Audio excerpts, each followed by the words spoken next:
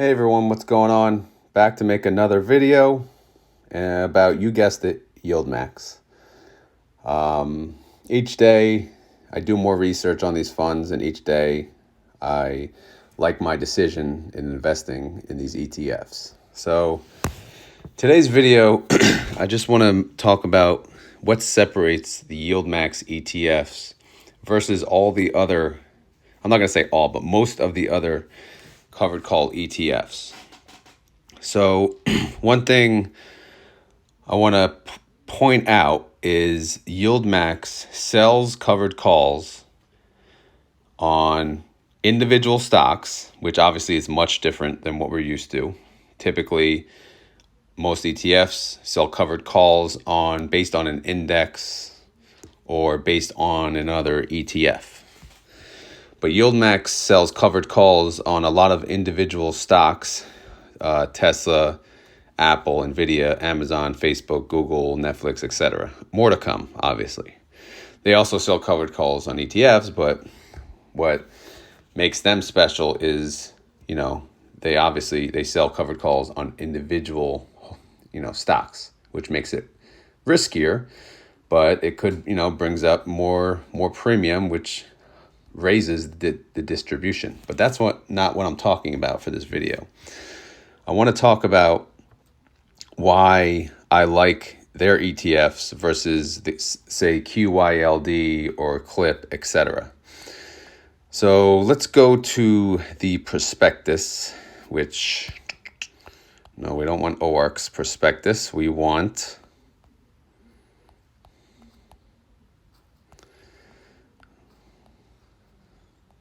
where in the hell is it? Tesla, which when you pull up Tesla prospectus, it pulls up all of the other individual stocks prospectus. So what YieldMax does is obviously they sell covered calls, but if you look here, I'll zoom in, they sell covered calls with a strike price 5 to 15% out of the money. Now, why this is good is it gives them a chance to take, advantage of the capital gains.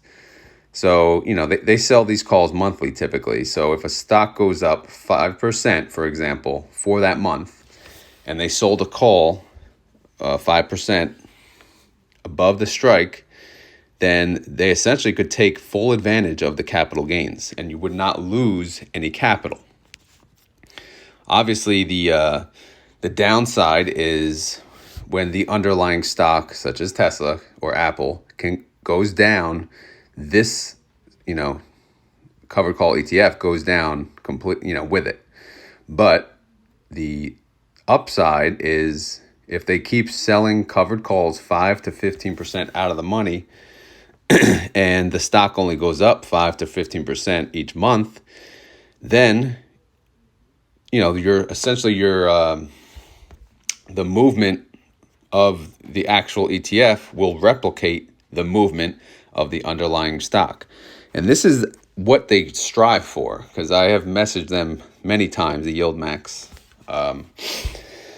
support desk or from the website, and they want to be essentially a 1x of the underlying stock. And so far so good. Obviously, I think, like example, Nvidia, they jumped massively up. It was 1 month, and it just say went up 20%, for example, and if they sold a strike 5% out of the money, they're going to lose out on 50% capital gains. But however, when I look at the other covered call ETFs, I don't see this. I looked at CLIP, and CLIP sells covered calls at the money, which means at the strike price at the time they sell the covered call.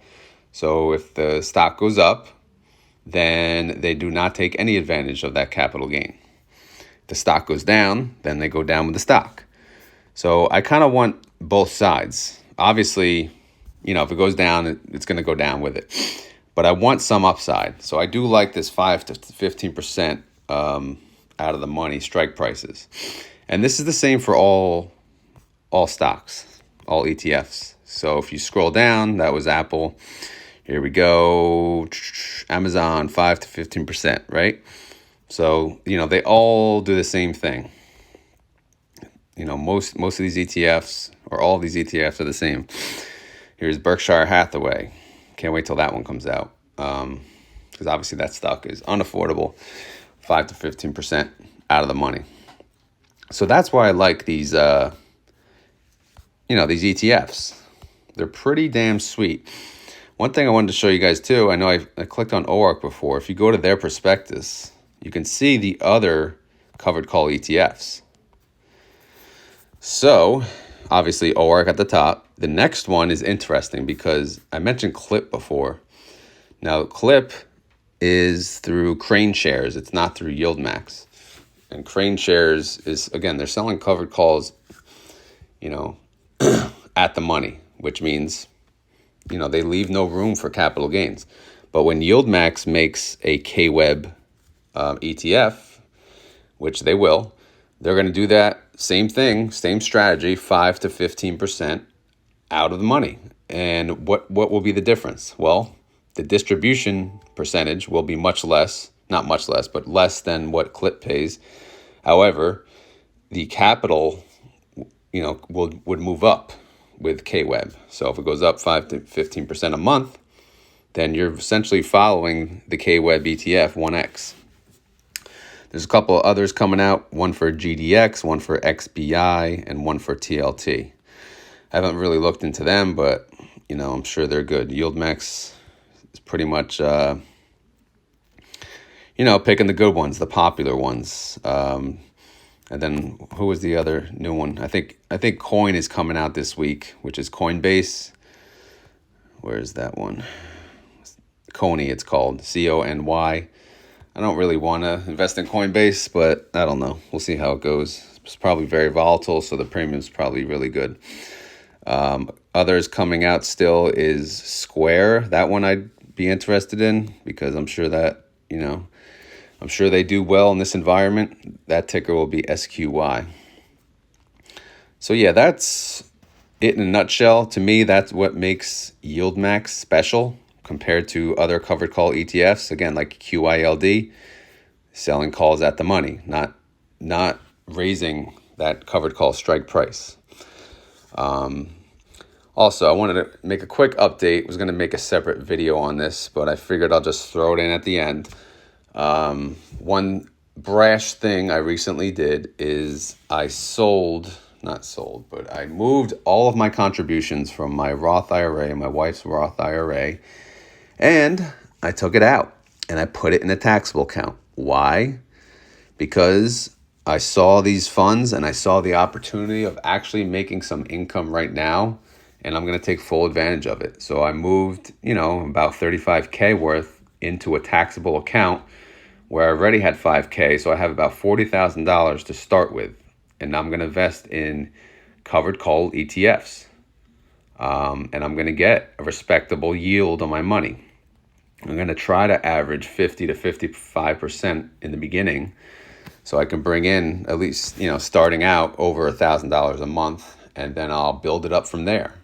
And the idea is, I'll be making several thousand per month. And in 5 years, hopefully, I'll make enough to, either my wife could retire or myself or both of us. But, we'll see how these funds go. But I think it was worth the risk of moving the money out of an account that I can't touch for another 20 years. So I figured, why the hell not? Let's take a risk. I still have our 401ks, which have enough money to retire on. So I'm taking this money and I'm going to use it as income now. These are income now accounts. I'm going to retire sooner than later. That's the goal. Retire on dividends, of course.